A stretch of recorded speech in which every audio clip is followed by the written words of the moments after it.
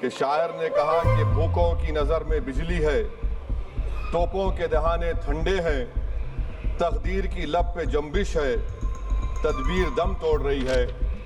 سر اس طرح کا ایک قانون بنانے کی کوشش کی جا رہی ہے۔ سر جولائی 2025 میں NSS کی رپورٹ ہے کہ بائیو میٹرک سے نقصان ہو رہا ہے، تو سر میں اس اسکیم کے اور اس قانون کے خلاف ہوں کہ جس کھیت سے دہقان کو میسر نہ ہو روسی، اس کھیت کے اور گوشہ گندم کو جلا دو۔ محترم چیئرمین صاحب، جے بھیم سر، یہاں نہیں رہا ہے جے جوہار۔ سر بہت شکریہ سر، آپ نے مجھے ایک اہم بل پر بولنے کا موقع دیا۔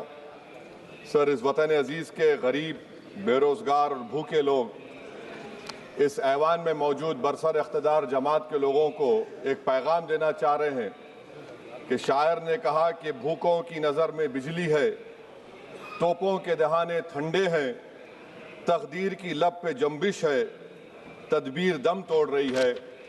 سر اس طرح کا ایک قانون بنانے کی کوشش کی جا رہی ہے جس سے غریبوں کو فائدہ ہوتا تھا۔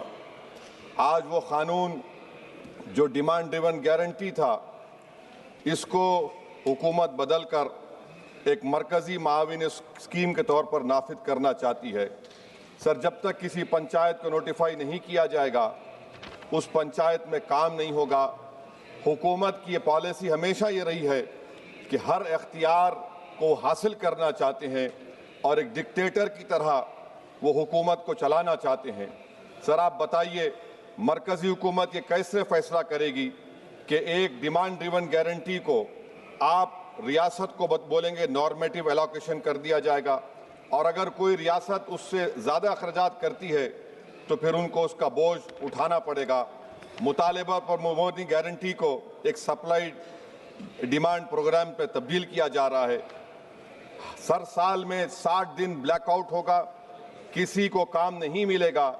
اس بلیک آؤٹ کے 60 دن کے بلیک آؤٹ سے خواتین کو اور جن کے پاس زمین نہیں ہے، لینڈ لیس لوگوں کو بہت بڑا نقصان ہوگا۔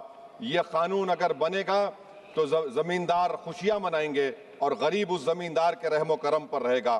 سر آپ بتائیے، 90% جس میں اجرت، میٹیریل لاگت اور انتظامی اخراجات مرکزی حکومت کو برداشت کرنا پڑتا تھا، آج 90 سے 60% کر دیا گیا اور 40% ریاستی حکومت پر یہ بوجھ ڈال دیا گیا۔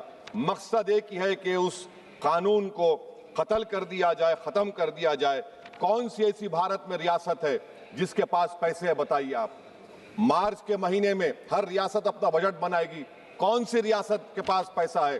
تو یہ معلوم ہو رہا ہے کہ سرکار غریبوں کے خلاف ہے، غربت کا خاتمہ نہیں کرنا چاہتی۔ سر آدھار اور ڈیجیٹل نظام، آپ جانتے ہیں کہ مزدور کی انگلیوں کے نشانات نہیں ملتے کیونکہ وہ غریب اتنی محنت کرتا ہے کہ اس کے نشان مٹ جاتے ہیں، تو بائیو میٹرک اوتھینٹیکیشن کی بات ہوتی ہے۔